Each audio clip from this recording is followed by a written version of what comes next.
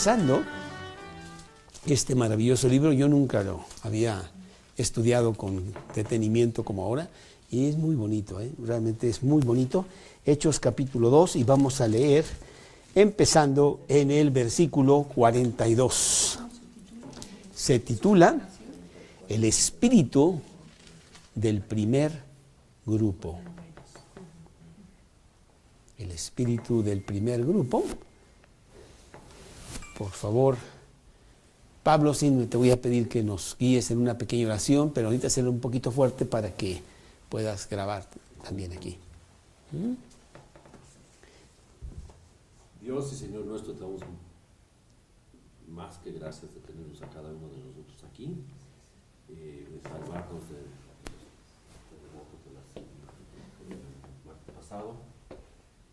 Te pedimos que nos des fuerza para ayudar, para aprender de ti, tu palabra, y que lo podamos transmitir a los que nos rodean, a los cercanos, a los que estén más allá, para que rápido vengan a ti, Señor.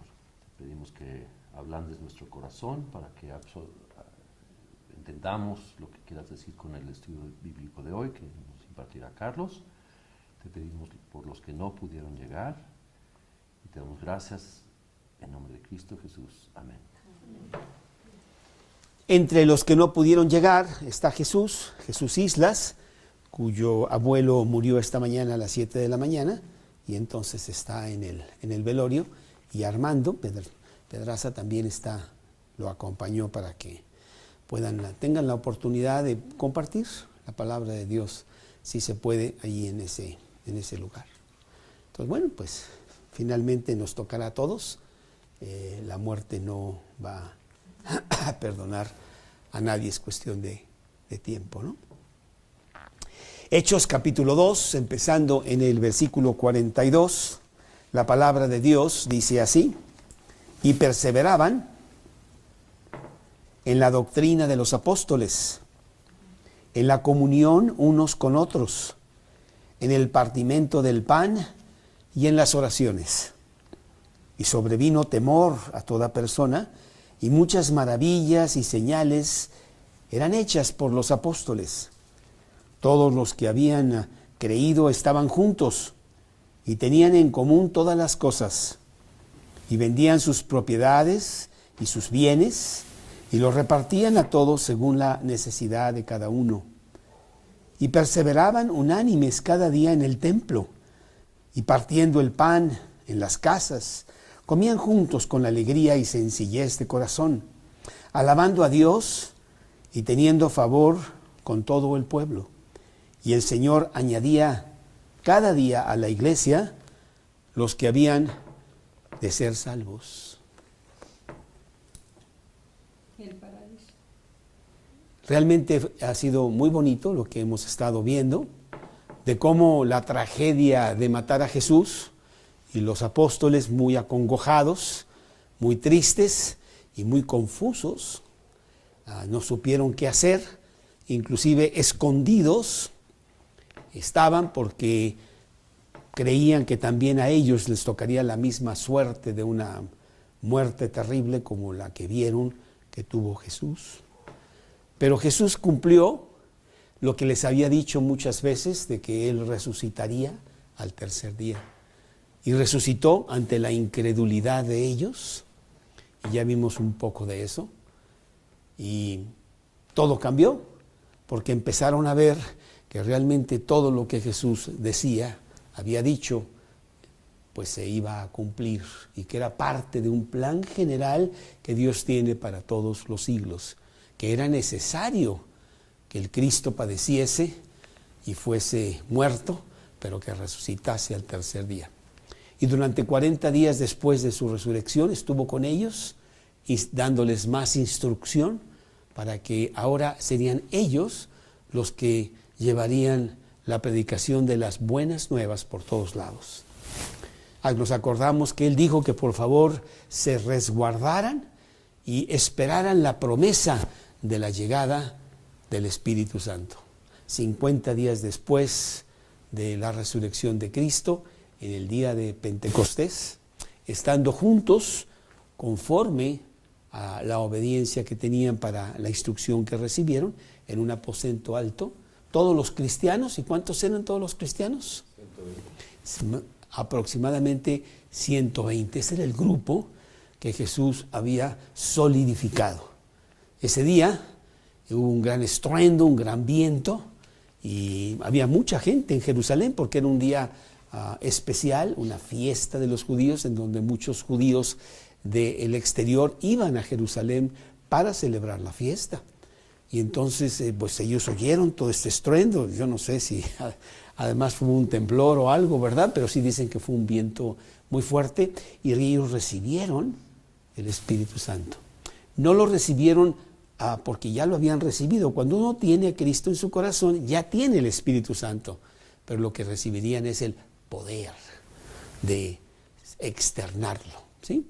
Que saliera hacia afuera, que se proyectara hacia afuera. Y ese día hubo una predicación, que salieron a la calle y empezaron a hablar con la gente. La gente pensó que ellos estaban borrachos, porque eran las 9 de la mañana, pero estaban hablando en lenguas. Estaban hablando en lenguas, pero las lenguas de todas estas personas que estaban visitando Jerusalén, los medos, los persas, los egipcios, los cretenses, los de Asia, y todos escuchaban en su propia lengua lo que estaban diciendo. Y entonces Pedro dijo: no estamos borrachos, señores, y sacó una predicación maravillosa diciendo que el Mesías sí había llegado y que ellos lo habían matado. Y tan fuerte fue su predicación, tan poderosa, que sí las personas se sintieron culpables. Sintieron, bueno, ¿y ahora qué vamos a hacer? Porque hemos hecho algo terrible. Imagínate el castigo que vamos a recibir de Dios por haber no visto que era el Mesías y haberlo matado de una manera terrible, ¿sí? Y entonces Pablo se levanta en este último versículo que vimos la semana pasada. Dice el versículo 36, el 37, al oír esto se compungieron de corazón y dijeron a Pedro y a los otros apóstoles: varones hermanos, ¿qué haremos? ¿Qué vamos a hacer? Pero aquí está la gran nueva del Evangelio, que Dios puede perdonar hasta el más terrible pecado, que Él precisamente está en el negocio de perdonar a todos los que quieren y darles vida eterna. No me importa que tú hayas matado al Mesías, no me importa que hayas hecho una tan terrible error. Si tú te arrepientes, siguiente versículo, Pedro les dijo: arrepentíos y bautícese cada uno de vosotros en el nombre de Jesucristo para perdón de los pecados, y recibiréis el don del Espíritu Santo. Aquí la palabra arrepentíos, metanoia, quiere decir cambiar de rumbo, tomar una nueva vida. Y yo quiero que esa nueva vida, si la vas a tomar, la selles públicamente. ¿Cómo que públicamente? Oye, hay persecución por todos lados contra los cristianos. Nos matarían si públicamente decimos que queremos nosotros tomar este camino. Sí, pues entonces quiero que te bautices, o sea, un sumergimiento de agua, para que todo mundo vea que tú has tomado esta decisión. Y eso es arrepentirse, cambiar de rumbo y empezar una nueva dirección. Y recibiréis el don del Espíritu Santo. Dice la Biblia que ese día, en el versículo siguiente, dice la palabra de Dios que se convirtieron 3,000 personas. Versículo 41, así que los que recibieron su palabra fueron bautizados y se añadieron aquel día como 3,000 personas. Bueno, 3,000 personas, Cristo nada más tenía 120. Porque ahora Dios mismo con todo su poder iba a empezar a utilizar a los embajadores de Dios, que eran los apóstoles, y eran estos 120. Ese día se convirtieron 3,000 personas. Bueno, yo pienso que muchas veces, y lo hemos tenido aquí, tenemos nuestras pláticas de Navidad cada año, ¿verdad? Y quitamos los muebles para que todo el mundo llegue, y viene mucha gente, pero después de 2 o 3 semanas ves que, pues, ¿qué pasó?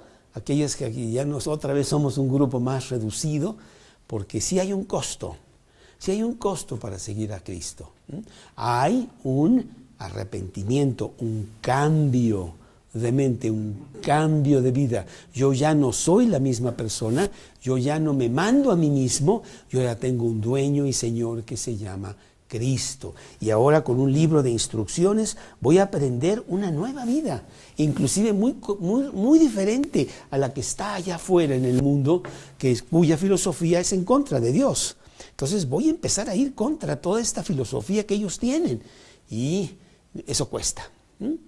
Realmente el seguir a Cristo tiene su costo. La salvación es gratis, pero eso viene con un costo de seguirlo. Vamos a leerlo, está en Lucas capítulo 9, versículo 23. Lucas capítulo 9, versículo 23. Lucas capítulo 9, versículo 23, dice así.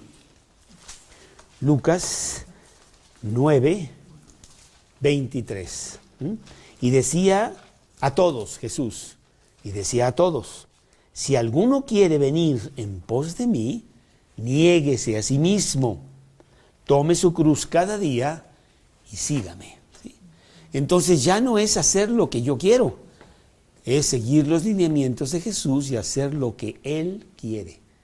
Es negarse a sí mismo. ¿Sí? Bueno, pues no es tan fácil, principalmente cuando la filosofía y la vida que Dios quiere para mí es totalmente contraria a lo que está allá afuera en el mundo. Entonces Pedro tuvo 3,000 personas y tú dirías, bueno, ¿cuántas de esas van a quedar? Después de unos días, pues a lo mejor 25, no sé, 18, ¿no? Pero eso no es lo que vemos. Realmente empezó un incendio tan maravilloso que la expansión del Evangelio se fue por todos esos territorios, que muy pronto, en unos años, llegaría hasta Roma misma. Y entonces aquí vemos lo que estaba pasando con ese primer grupito pequeño, que ya no es tan pequeño, son 3,000 personas en esos días, para que nosotros veamos lo que ellos estaban haciendo, tan sinceros y tan fuertes en sus convicciones cristianas que ahora ellos estaban tomando y que tomaron un camino que, como el incendio en la foresta, ¿no? Un árbol, un cerillo, hace que toda la foresta se llegue a incendiar, ¿no? Entonces, este pasaje nos habla de la vida, de la doctrina, de la conducta, de la actitud de estas personas, 3,000 personas, bueno, yo creo que ahora serían 3,120, ¿no? Las 120 más las 3,000. El caminar con Dios profundo, sincero, con una pureza de devoción, como ejemplo vivo para las siguientes generaciones. Esto lo escribe Dios aquí, precisamente para mí, para que yo vea lo que pasó en ese grupo. Y muchas veces decimos, bueno, ¿y por qué no está pasando en estos días? Porque las personas que se dicen cristianas y que asisten semana tras semana a algún grupo y que leen la Biblia, no tienen esta fuerza, no tienen esta devoción, no tienen esta entrega que estos hombres y estas mujeres estaban teniendo. Y muy pronto, lo vamos a ver en el libro de Hechos, muy pronto vendrían pruebas muy severas de que los cristianos empezarían a padecer hasta la muerte. Pero eso, en lugar de pararlos, los estaba llevando a que tuvieran mucha más fuerza. Y en lugar de apagar el cristianismo, porque si de 3,000 matas a 400, pues ya te quedan 2,600. No es así las matemáticas, sino que por cada uno que moría surgían 10 y surgían 20. ¿Sí? Y es que la sangre de los mártires es la semilla del cristianismo. ¿Sí? Cuando hay persecución es cuando el cristianismo toma más fuerza, porque los que realmente son, lo están viviendo. Y no son ahí que, bueno, voy un día y otro día no voy, y siempre sí y siempre no, y tibios, que Dios no quiere eso. Este grupo no estaba siendo así. Y vamos a ver las cosas que estaban haciendo. La primera cosa, que tiene varias derivaciones, es actitud.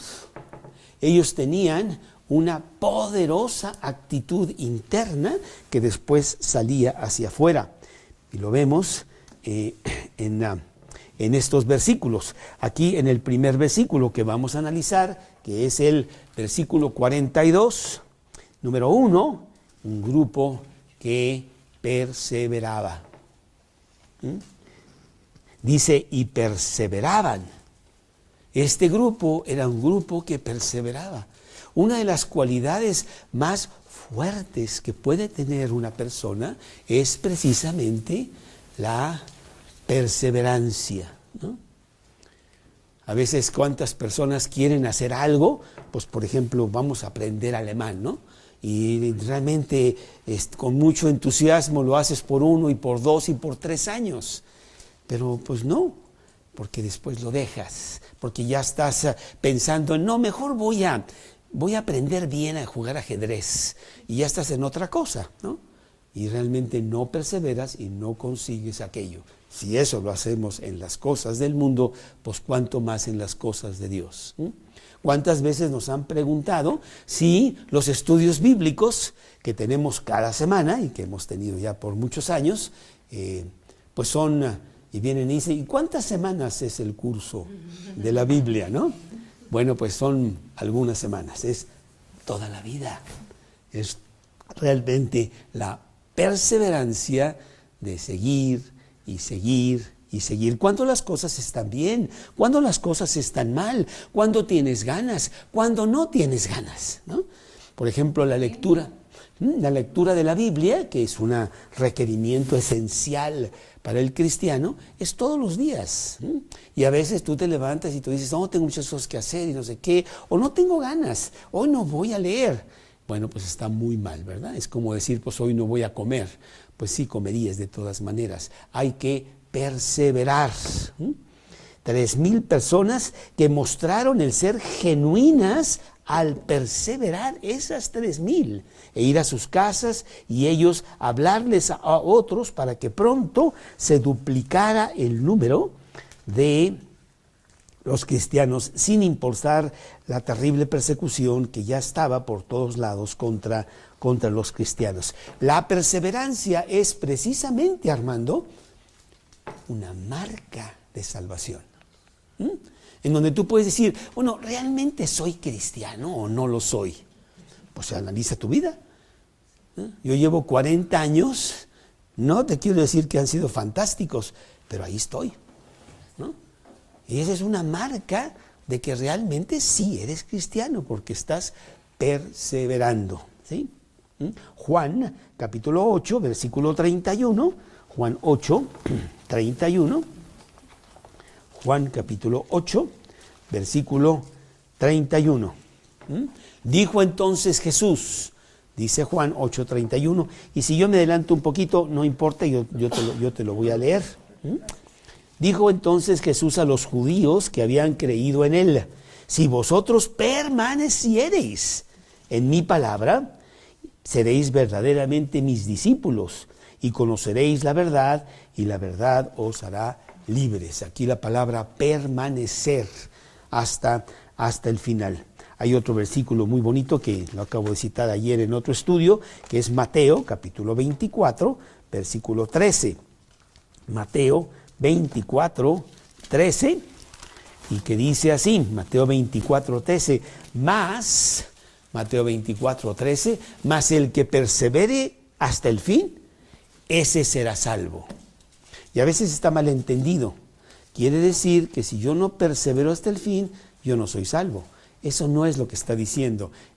Si lo leemos bien en el original, es el ser salvo te hace perseverar hasta el fin. ¿Sí?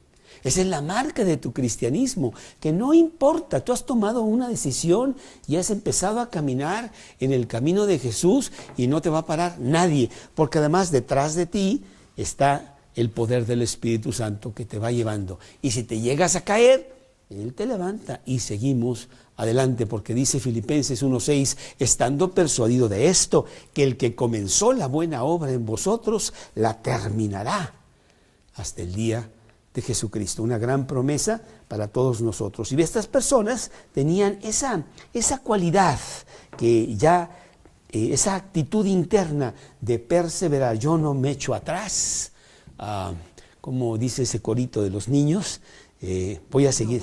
No vuelvo atrás, voy a seguir a Cristo, ¿no? Cuando se ponen los niños allí a cantar ese corito, ¿verdad? Juan capítulo 15, versículos 1 al 5, Juan 15, del 1 al 5,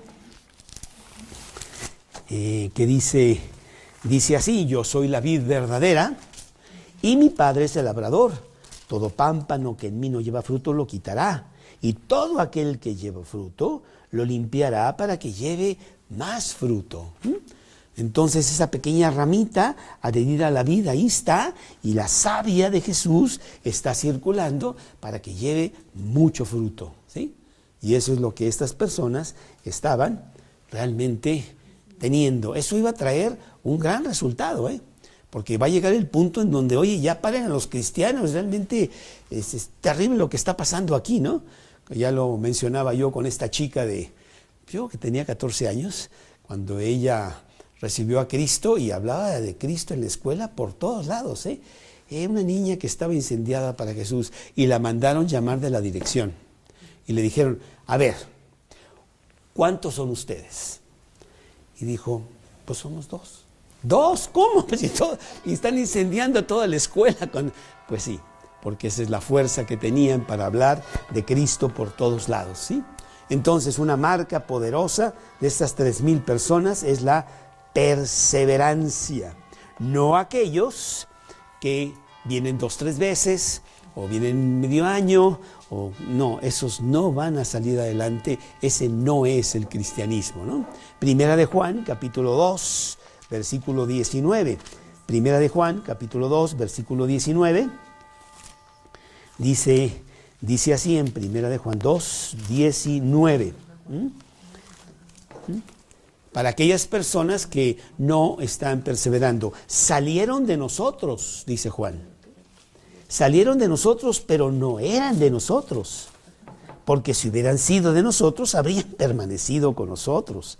Pero salieron para que se manifestase que no todos son de nosotros.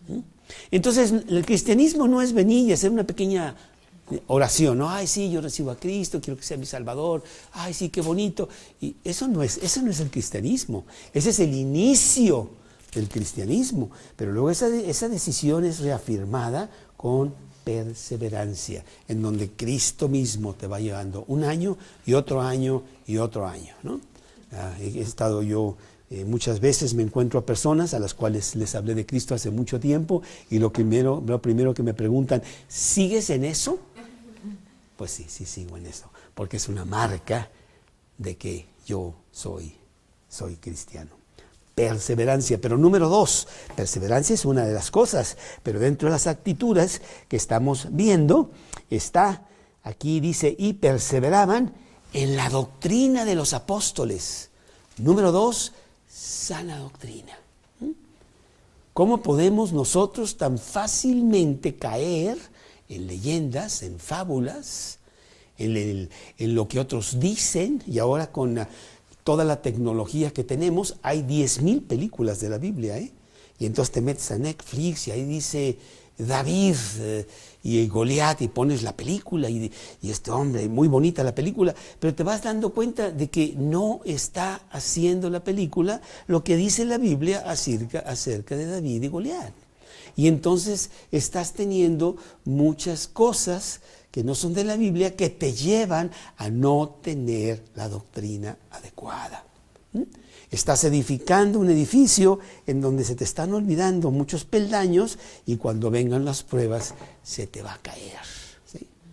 La doctrina adecuada es meterte a la Biblia, estudiar la Biblia, venir a los estudios a oír la Biblia, memorizar la Biblia, aplicar la Biblia.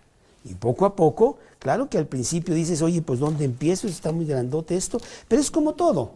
Está el primer año y el segundo y el tercero y el cuarto, y vas aprendiendo las cosas que dice Dios. La doctrina ¿Qué dice Dios de esto? ¿Qué dice Dios de aquello? Hoy antes de empezar, estábamos hablando del aborto. Bueno, Dios habla muchísimo de esto, está por todos lados. ¿Quieres ver qué dice Dios de la televisión? Está aquí por todos lados, ¿eh?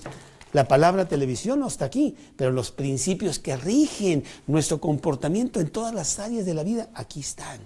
Y nosotros como cristianos queremos seguir esos lineamientos para tener una vida abundante aquí en la tierra y seguir lo que dice Jesús e inclusive ser los predicadores en este tiempo.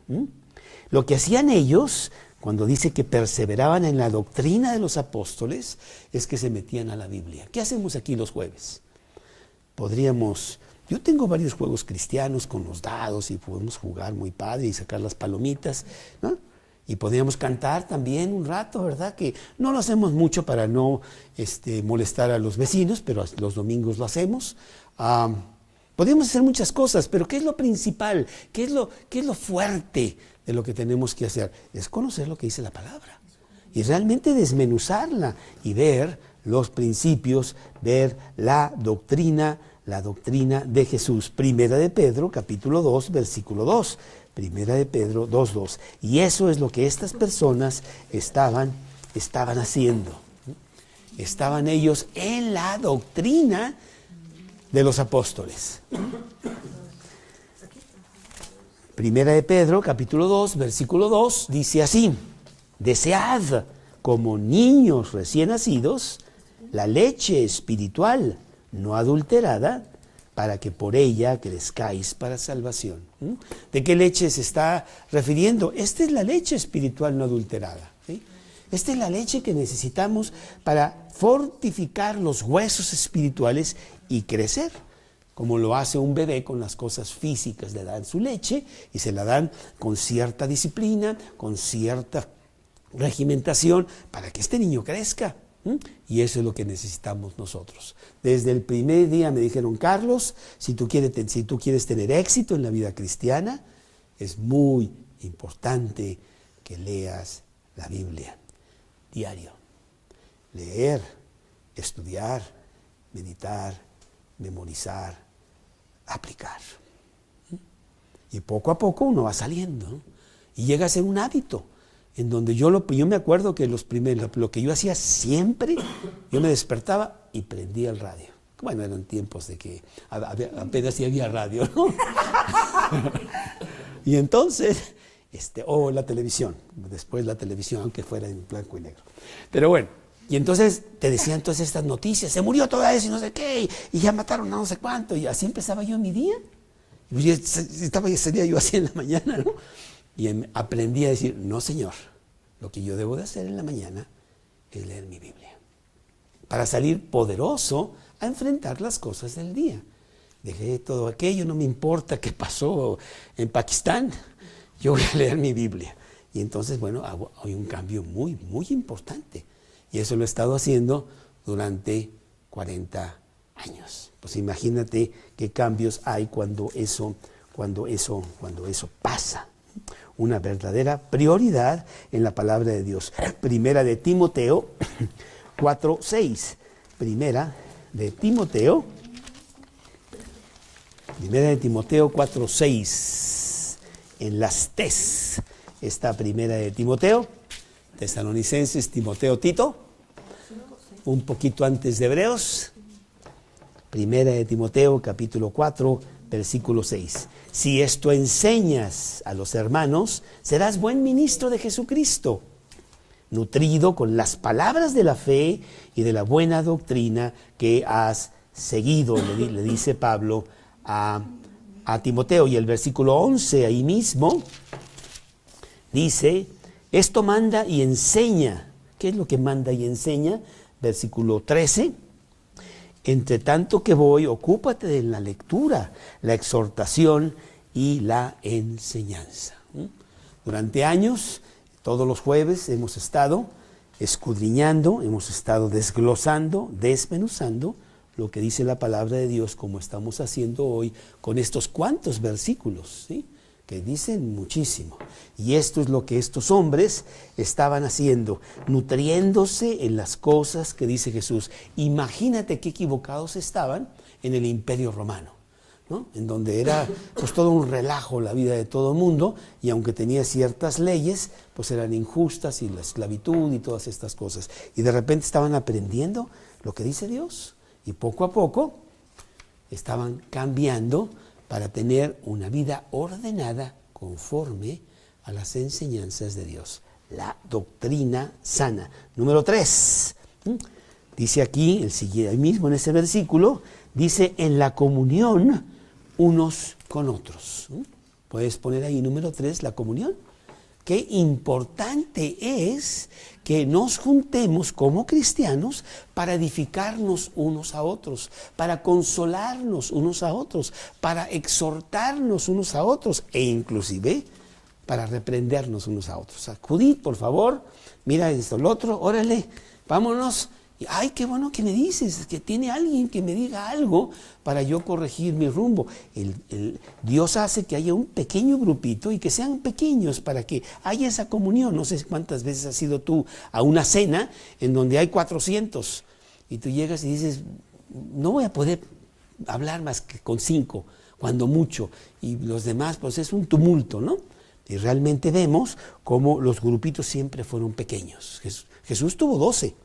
Y esos 12 tuvieron también muy, muy pequeños grupitos para que hubiera comunión, para que realmente hubiera edificación constante entre las personas del grupo. Cuando venían manchadas de lo que dice el mundo, llegaban a refrescarse con lo que decían los demás cristianos. Entonces es muy importante el congregarnos como cristianos. Hebreos capítulo 10,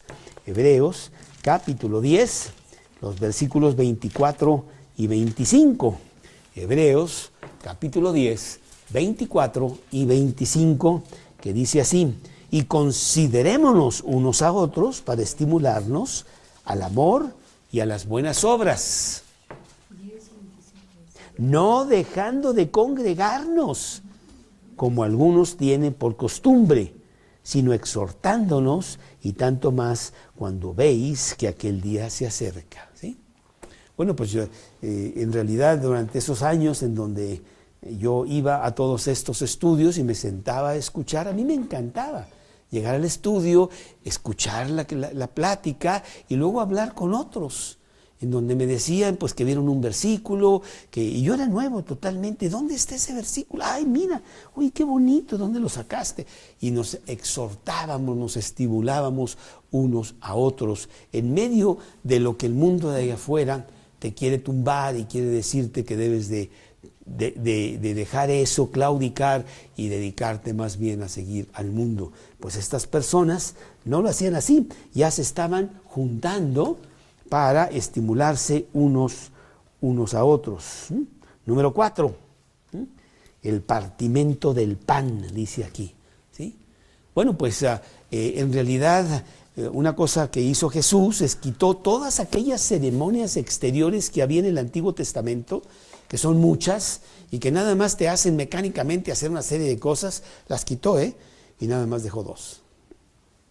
El bautizo, que lo haces una vez, cuando tú públicamente le dices al mundo que eres cristiano y te sumerges diciéndole al mundo que mueres a ti mismo y naces a una nueva persona.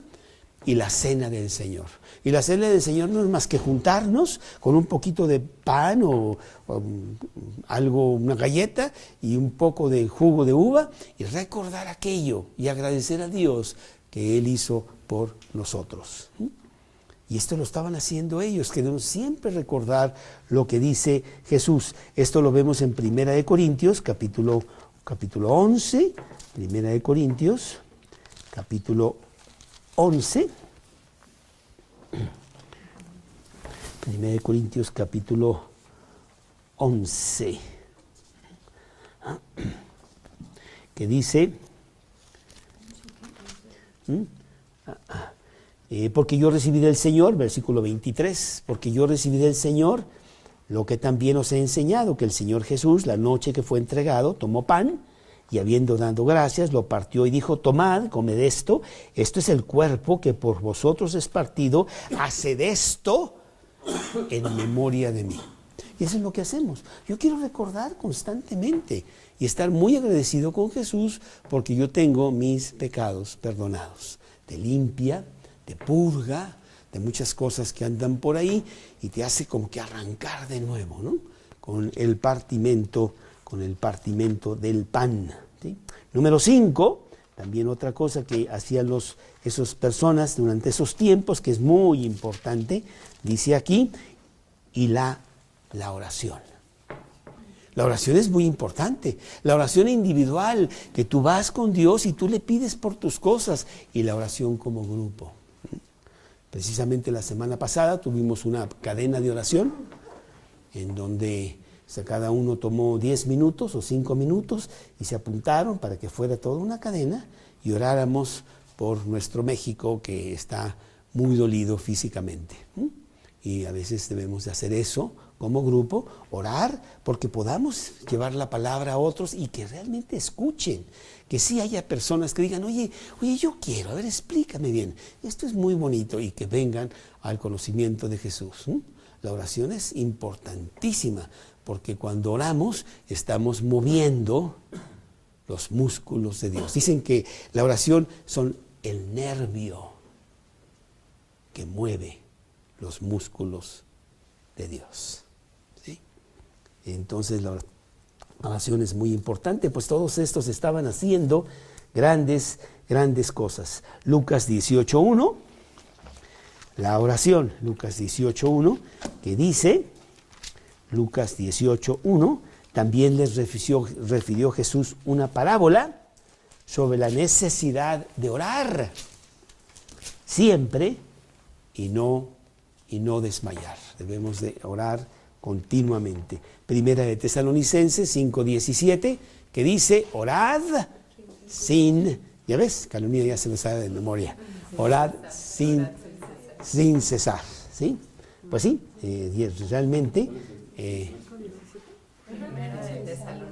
Primera de Tesalonicenses 5:17, el versículo te lo memorizas y es muy difícil memorizarse la cita, ¿no? Colosenses 4:2, Colosenses 4:2, que dice, Colosenses 4:2, no estoy Tesalonicenses, perdón, es Colosenses capítulo 4, versículo 2, perseverad en la oración, velando en ella con acción de gracias, ¿sí? Pues esta actitud tenían este grupo y hacían todas estas cosas, y claro, en un grupo poderosísimo que no los iba a parar nadie, porque vamos a ver más adelante en el libro de Hechos que van a tratar de callarlos primero con golpes, callarlos con cárcel y después callarlos con muerte, y no los pudieron parar. Y se extendió el cristianismo hasta el siglo XXI. Fíjate, allá en Tepepan, México, también ha llegado, ¿no? Porque así es el cristiano, que con mucho poder va llevando el evangelio. Este fin de semana mi hijo Christian fue invitado a un campamento, a unas 2 horas de donde él estudia, y lo invitaron, vente, vamos, y no sé qué, iban a predicar, y él tiene muchas ganas y dijo, yo voy. Entonces, por todos lados, porque a veces pensamos que el cristianismo es un grupito muy pequeño por aquí y por acá, y no es cierto. Está por todo el mundo, por todos lados y en todas las lenguas. Entonces, número 1 es la actitud que tenía este grupo, que hacía que se extendiera de una manera muy fuerte. Pero otra cosa que vamos aquí a ver, número 2, no solamente una actitud, sino el carácter de estas personas. Un carácter realmente forjado, que no los vas a poder parar tan fácilmente.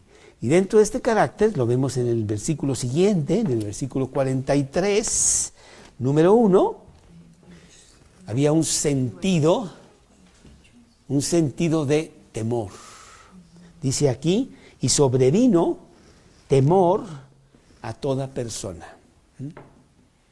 Y aquí sí tenemos que, cuando nosotros estudiamos la palabra de Dios, qué bonito el estudiarla, porque aprendemos muchas cosas. Y la palabra aquí, temor, no es la palabra pánico, en donde Dios dice, si tú no te portas bien, hermano, te voy a destruir. Eso no es lo que está diciendo Dios, sino el temor aquí es respeto, reverencia ante la grandeza de Dios. Dice que sobrevino temor a ellos. Oye, ¿qué está pasando? Dios está cambiando las cosas en mi casa. Dios está cambiando las cosas en la ciudad con todas estas maravillosas enseñanzas que estamos teniendo de los apóstoles. Yo creo que sobrevino profundidad, ¿no? Una de las cosas que yo veo con mucha claridad allá afuera es que somos muy superficiales. Y entonces, pues pasamos el día gozándonos en que pudimos bajar 2 puntos en el juego de golf, los 18 hoyos y no sé qué. Y además le gané a Kevin. Y entonces, no, pues olvídate, yo soy buenísimo. Y en eso viven. O la película que fueron a ver, o la comida aquella. Y viven en esa superficialidad. Y no hay profundidad hasta que Dios nos zarandea un poquito y nos hace que tengamos profundidad al ver que la vida no es golf, ni es divertirse, ni es inclusive trabajar, porque hay cosas muy importantes como la vida eterna. Y Él nos quiere que entendamos eso y profundicemos y que meditemos y que estudiemos y que veamos dónde estamos parados nosotros. Y esto es lo que estaba pasando en ellos. Había temor. ¿Le puedo fallar a Dios? Yo no quiero fallarle a Dios. ¿Qué es lo que debo de hacer? ¿Cómo me debo de comportar? ¿Qué dice la Biblia acerca de la mentira, acerca de las malas palabras, me acaba de pasar la semana pasada, no, ayer. De veras, Pablo, que no lo pude creer. Una persona que es un gran abogado. Y entonces le dije, oye, pero esta otra persona está mintiendo. No, Carlos no está mintiendo. ¿No está mintiendo? No. Nada más que dijo la mitad de la verdad, pero no mintió. ¿Cómo me dices eso? ¿Cómo me dices que el decir la mitad de la verdad no es mentir? No, porque abiertamente no dijo una mentira. O sea, me pareció tan absurdo en una persona que se supone que debate en las cosas de justicia de abogacía, ¿no? Y yo dije, pues ¿dónde estamos en el mundo, no? No entendemos lo que dice Dios. Dios es bien absoluto en sus cosas. Es así, Armando. No te vayas por la tangente y me lo pintes de otro color, ¿sí? La mentira es la mentira. Como una secretaria cristiana, ¿verdad? Que su jefe se molestaba mucho con ella. Porque les decía, cuando hablé, dile que no estoy. ¿Cómo no? Claro que sí. Dice que no está. Tengo que decir la verdad. Dice que no está. No, estaba fúrico, ¿verdad? Dice, pues si quieres te lo paso y dile tú. Yo no soy, yo soy cristiana. Y la mentira trae muchos problemas en la vida. No, parece que no, ¿eh? La mentira te descuadra todo al punto que ya no sabes en tu casa, bueno, ¿dónde estamos? Porque no sé cuál es la verdad, ¿eh? Es muy importante tener verdad, ¿no? Y tener una serie de cosas que lo vemos aquí en la palabra de Dios y que ellos con temor estaban sacando esto adelante. Lucas 7:16. Lucas 7:16 dice la palabra de Dios. Y todos tuvieron miedo y glorificaban a Dios diciendo, un gran profeta se ha levantado entre nosotros y Dios ha visitado a su pueblo.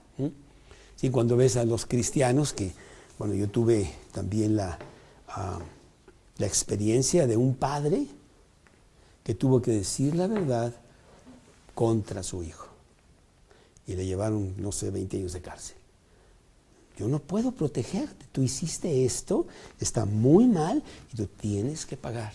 Yo voy a tener que decir la verdad, yo sé esto y lo voy a decir. Y va a ser un testimonio contra ti, lo siento, yo te amo, pero no puedo romper los principios de Dios. Y lo mandaron a la cárcel, ¿no? Aún así. Entonces el cristiano es una persona que tiene blanco y negro realmente, no hay tanto gris, ¿eh? en los comportamientos que Dios quiere para ti. Esto estaban teniendo, este carácter estaban teniendo estas personas. Número 2, dice aquí, sobrevino temor a toda persona y muchas maravillas y señales eran hechas por los apóstoles. Había milagros que realmente estaban pues causando furor, como aquí mismo en el capítulo 3 de Hechos, Pedro y Juan subían al templo y ahí está pidiendo limosna, una persona coja, ¿verdad? Y dice Pedro, no tengo plata ni oro, pero lo que tengo te doy, en el nombre de Jesucristo de Nazaret, levántate y anda. Y anda. Oye, ¿no era la persona esta que no podía hablar que no podía caminar desde nacimiento? ¿Cómo? ¿Verdad? Grandes milagros se estaban llevando a cabo en el nombre de Dios, ¿verdad? Con sanamiento de personas, con inclusive en el capítulo 9, Pedro resucita una persona, Dorcas, aquí en Pedro, Hechos 9, versículo 39, levantándose entonces Pedro fue con ellos y cuando llegó le llevaron a la sala donde le rodearon todas las viudas llorando y mostrando las túnicas y los vestidos que Dorcas hacía cuando estaba con ellas. Entonces sacando a todos, versículo 40 de Hechos 9, se puso de rodillas, lloró y volviéndose al cuerpo dijo: Tabita, levántate, y ella abrió los ojos y al ver a Pedro se incorporó. Pues había grandes milagros y maravillas que estaban pasando en ese tiempo y que tenía atónitos a todos, ¿sí? Y bueno, todas esas cosas ya no pasan. ¿Por qué ya no pasan? Porque el cristianismo tiene ahora algo más poderoso que un milagro. Tiene la palabra de Dios. Y la palabra de Dios es más poderosa. Ellos no la tenían. Ellos tenían nada más el Antiguo Testamento. Y Dios permitió esas cosas para la expansión rápida del cristianismo. Pero nosotros tenemos más. Y los milagros que nosotros hemos visto, ¡wow! ¿Están ustedes viendo físicamente en esta noche? Uno, que soy yo. Porque si tú me conocieras, un día te voy a enseñar mi pasaporte antes de cristiano. Te vas a asustar. Y tendrías un ataque al corazón en un callejón viéndome por ahí a mí. No, hombre, y un cambio muy fuerte, un milagro. Ningún psicólogo, ningún psiquiatra, ningún método de esto o lo otro humano puede hacer el cambio que Cristo hace tan repentinamente, tan poderosamente en toda persona. Nosotros somos testigos de muchas maravillas y señales que se están haciendo. Y estas personas pues lo estaban haciendo ellas mismas, en donde en su casa las cosas cambian. ¿Cuántas veces hemos visto matrimonios destrozados, en donde los hijos odian a los papás y mil cosas que están pasando y una persona viene a Cristo y empieza a trabajar en la casa? Y después de un tiempo tú dices, ¿qué pasó aquí? Pero ya todo cambió. Esa es una casa muy diferente. Aquí tenemos una verdadera familia. ¿Qué pasó? A Cristo. Las maravillas de Dios han penetrado en esa casa y lo hemos visto muchas, muchas veces. El carácter de uno hace que cambien las cosas poderosamente. Dice aquí también, sobrevino gran temor a toda persona. Número 3, muchas maravillas, muchas señales eran hechas por los apóstoles. Todos los que habían creído estaban juntos, estaban unidos. Había un mismo sentir, había una misma meta, había una visión de hacer algo poderoso en la tierra, ¿no? ¿Cuántas veces has dicho tú, pues yo no sé si cuando me muera alguien se va a acordar de mí? Pues aquí nació, aquí vivió y aquí se murió, y cuando menos un pedacito, hay una piedra por ahí en el cementerio, ¿no? Pero nosotros estamos llamados a cambiar el mundo, ¿no? En lo que Dios quiere que hagamos, que es Cristo, que realmente vayamos allá afuera y tengamos con la sal de la tierra, que somos nosotros, que no se pudra la tierra. Hablando de Jesús, podemos hacer muchas cosas muy significativas para que cuando nosotros terminemos hayamos hecho algo fuerte, ¿sí? Y eso es lo que estaban haciendo ellos. Era un grupo que compartía, era un grupo que realmente estaba compartiendo con los demás. Todos los que habían creído estaban juntos y tenían en común todas las cosas. Eso no quiere decir, aquí se malinterpreta, de que aquí vendemos todo, ¿verdad? Y ponemos aquí todo el dinero y todo es de todos. No es así, sino que había una generosidad. Yo tengo más, tú tienes una necesidad, con mucho gusto ayuda. Y tú me ayudas cuando yo lo necesito. No, o sea, no estamos hablando de comunismo, estamos hablando de generosidad. Y algunos sí iban más allá y dice aquí, vendían sus propiedades, sus bienes, los repartían a todos según la necesidad de cada uno. ¿Sí? Bueno, sí conozco personas que han hecho cambios tan estructurales en sus vidas en donde prefieren ya no estar en las cosas materiales. En el año de 1987 yo había fundado ya una empresa de aire acondicionado y decidí que era el fin. Yo iba a predicar de Cristo y en ese año decidí terminar con esa empresa, ¿no? Hice los cambios pertinentes. Señores, ya trabajé para el mundo muchos años, ahora voy a trabajar por alguien que paga más y mucho mejor y que no me falla. ¿Cómo? No seas tonto, mira, vamos a ganar millones. Gánalos tú, ahí nos vemos. Y yo dejé todo eso, ¿verdad? Eso no quiere decir que tontamente nada más ahí tiramos las cosas, sino que ordenadamente queremos ayudar a los demás. Hay un espíritu de generosidad. Dice Primera de Timoteo, capítulo 6, versículo 18. Primera de Timoteo, capítulo 6, versículo 18. Dice, desde el 17, Segunda de Timoteo, Primera de Timoteo 6, 17. Primera de Timoteo 6, 17. A los ricos de este mundo mando que no sean altivos ni pongan la esperanza en las riquezas, las cuales son inciertas, sino en el Dios vivo, que nos da todas las cosas en abundancia para que las disfrutemos, que hagan bien, que sean ricos en buenas obras, dadivosos, generosos, ¿sí?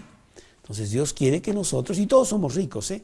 Tú dices, yo no soy rico, no sabes cuán rico eres porque tienes un techo y tienes salud y estás comiendo. Todos somos ricos y podemos compartir con los que no tienen, que es lo que estamos viendo estos días de muchos mexicanos muy nobles que se han sacado sus cosas para compartir con otros.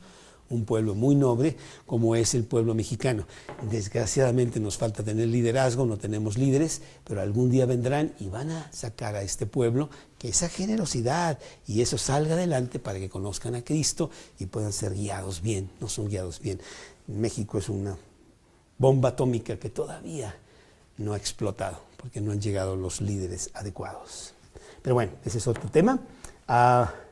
Es un grupo compartidor. Número 4. Dice aquí algo también bien importante, porque dice el versículo 46, y perseverando unánimes cada día en el templo y partiendo el pan en las casas, comían juntamente con alegría y sencillez de corazón. Hay un ingrediente poderosísimo que no se vende en Superama y se llama gozo. Y que la verdad nadie lo tiene, nadie lo tiene. Todo el mundo está preocupado con sus broncas, peleado con aquel, haciendo no sé cuánto. No hay gozo, porque el gozo es fruto del Espíritu. El cristiano tiene gozo, los no cristianos no tienen gozo. Ellos tienen una temporal alegría, ¿no? Con cosas que de repente salen por ahí. Pero en general son personas realmente muy tristes, muy en miseria, ¿no? Gozo, dice aquí que lo hacían con alegría, con sencillez de corazón. ¿Cuántas veces hemos ido a casas de cristianos, aquí y en el exterior, a compartir con ellos? Y tú ves el gozo y la fuerza, en donde a lo mejor no tienen el Mercedes ni nada de eso, es más, ni casa tienen, viven ahí muy pobremente, pero hay una fuerza muy grande, porque sí son realmente muy, muy ricos, ¿eh? Porque la riqueza es interna, no externa. Bueno, estas personas están empezando a tener todo esto. Filipenses capítulo 4, versículo 4. Filipenses 4, 4. Regocijaos en el Señor siempre. Otra vez os digo, regocijaos. Poderoso versículo. Vuestra gentileza sea conocida de todos los hombres.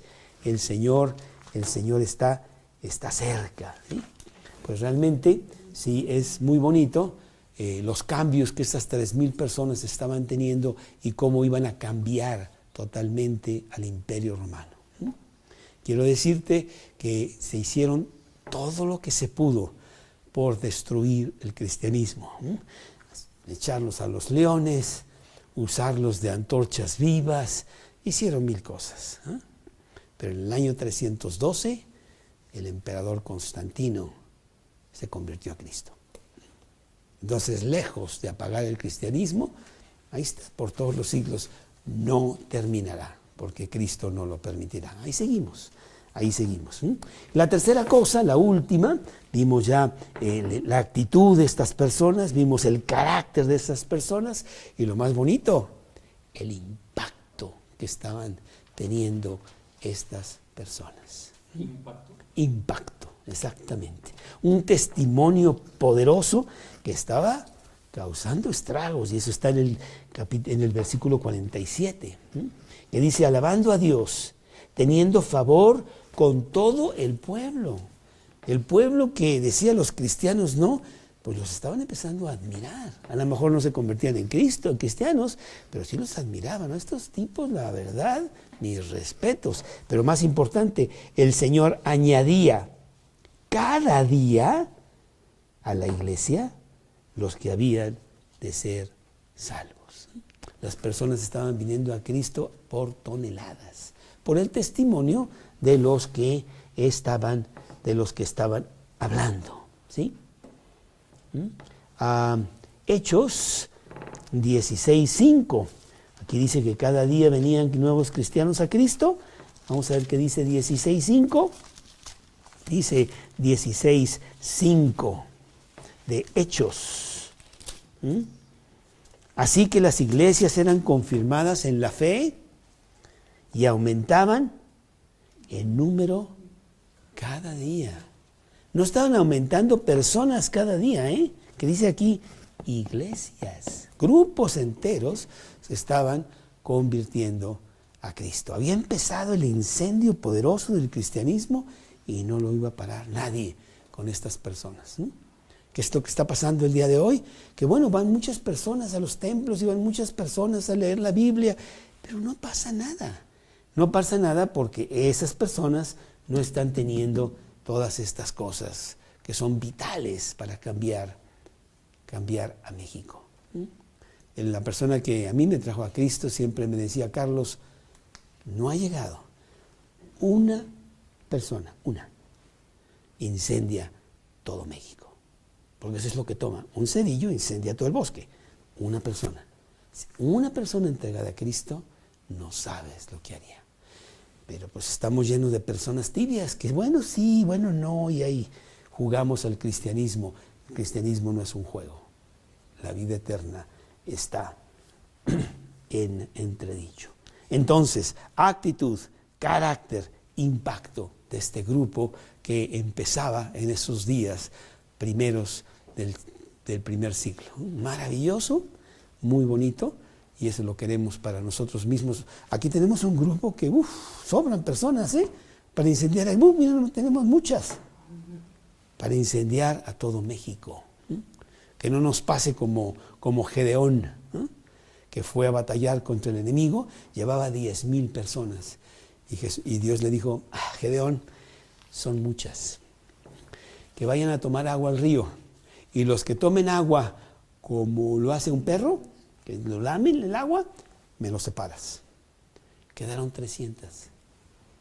Hijo, no, son muchas todavía, Oye, espérame, es que yo no necesito números, yo necesito personas entregadas. Zacarías capítulo 4, versículo 6, a lo mejor te es difícil encontrarlo, pero está en el Nuevo, al final del Antiguo Testamento y principio del Nuevo. Zacarías capítulo 4, versículo 6.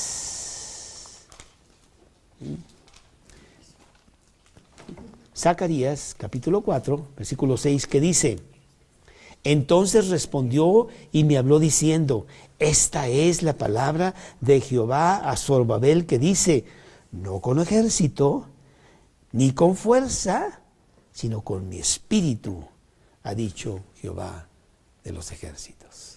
Tenemos algo poderosísimo, podemos hacer muchas cosas, y más ahorita que hay mucha gente que sí está escuchando, porque están dolidos, ha pasado algo terrible, y sí quieren voltear a Dios. Entonces aprovechémoslo. Y empecemos a hablar con nuestros amigos de Cristo y decirles: oye, lo que pasa es que necesitamos voltear a Dios. Colosenses capítulo 3, versículo 3. Colosenses capítulo 3, versículo 3. O creo que es, déjame ver, Colosenses capítulo 3. Capítulo 3. Versículo 2, poner la mira en las cosas de arriba, no en las de la tierra. ¿Sí? Bueno, hemos tenido mucho contacto con el TEC, ahí tengo amigos, profesores y todo, y la verdad es que, bueno, pues te salvaste tú un año después, vino, ¿sí? Pero hay unos que no se salvaron. Este muchacho Carlos Álvarez estaba en la cafetería, y la puerta de la cafetería sale abajo de los puentes. Y tratando de salir rápidamente por el temblor, pues que le cayó el puente encima y murió instantáneamente. Con él está niña Laila, que es del club, el club alemán. Laila también tuvo la misma suerte, estaba a un medio metro de él, y le cayó una losa y todo, y cuánto, y como 10 minutos después, unos padres de familia la vieron ahí tirada, estaba viva, y la llevaron al hospital. Tuvo operación, urgencia de cráneo, se rompió el pelvis y no sé qué tantas cosas, y ahí está en el hospital y sí se va a salvar, ¿verdad? Pero bueno, no es cuestión de que queremos salvarnos de la muerte, finalmente nos vamos a morir, sino estar preparados. Y eso es lo que queremos, salir y decirles a los demás y tener esta fuerza que este grupo tuvo. Señor, te damos gracias, te damos muchas gracias por darnos estos testimonios, por perseverar tú en tener la Biblia para que nosotros, 2000 años después, podamos entender lo que hicieron estas personas y hacer lo mismo. Padre, que nuestro corazón arda en las cosas de Jesús y salgamos a decirle a los demás que este es el camino, la verdad y la vida, y se llama Cristo. Padre, pues si hay una persona aquí que todavía no ha entregado su vida a Cristo y lo ha hecho el Salvador y dueño de su vida, pues es tiempo de hacerlo en este momento. Sencillamente decirle: Jesús, aquí estoy, yo soy tuya, yo soy tuyo. Me arrepiento de mis pecados y que tú seas el Señor y dueño de mi vida a partir de este momento. Te lo pedimos en el nombre de Cristo Jesús.